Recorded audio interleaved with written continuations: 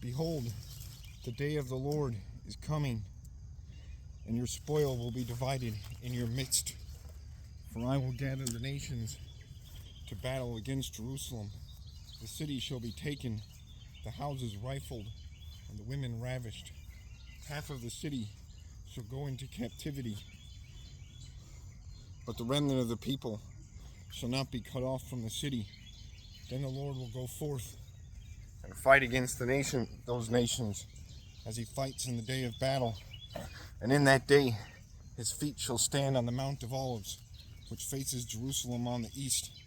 And the Mount of Olives shall be split in two, from east to west, making a very large valley. Half of the mountains shall move toward the north, and half of it toward the south. Then you shall flee through my mountain valley, for the mountain valley shall reach to Azel. Yes, you shall flee, as you fled from the earthquake in the days of Uzziah, king of Judah. Thus the Lord my God will come, and all the saints with you. It shall come to pass in that day that there will be no light. The lights will diminish. It shall be one day which is known to the Lord, neither day nor night. But at evening time it shall happen that it will be light. And in that day it shall be that living waters shall flow from Jerusalem, half of them toward the eastern sea, and half of them toward the western sea.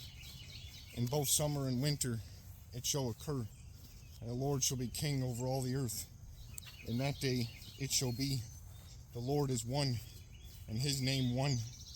All the land shall be turned into a plain, from Geba to Rimmon, south of Jerusalem. Jerusalem shall be raised up and inhabited in her place, from Benjamin's gate to the place of the first gate and the corner gate, and from the tower of Hananel to the king's wine presses. The people shall dwell in it, and no longer shall there be utter destruction, but Jerusalem shall be safely inhabited. And this shall be the plague with which the Lord will strike all the people who fought against Jerusalem. Their flesh shall dissolve while they stand on their feet. Their eyes shall dissolve in their sockets, and their tongues shall dissolve in their mouths. It shall come to pass in that day that a great panic from the Lord will be among them. Everyone will seize the hand of his neighbor and raise his hand against his neighbor's hand. Judah also will fight at Jerusalem, and the wealth of all the surrounding nations shall be gathered together. Gold, silver, and apparel in great abundance. Such also shall be in the plague on the horse and the mule, on the camel and the donkey, and on all the cattle that will be in those camps. So shall this plague be.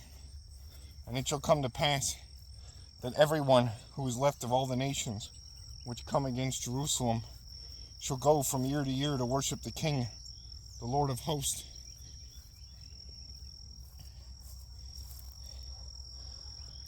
And to keep the Feast of Tabernacles.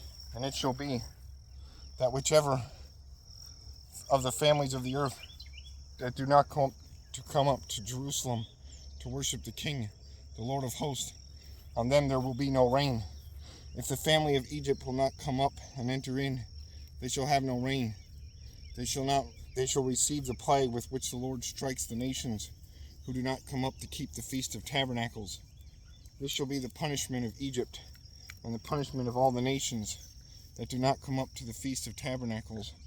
In that day, holiness to the Lord shall be engraved on the bells of the horses. The pots in the Lord's house shall be like the bowls before the altar. Yes, every pot in Jerusalem shall be holiness to the Lord of hosts. Everyone who sacrifices shall come and take them and cook in them.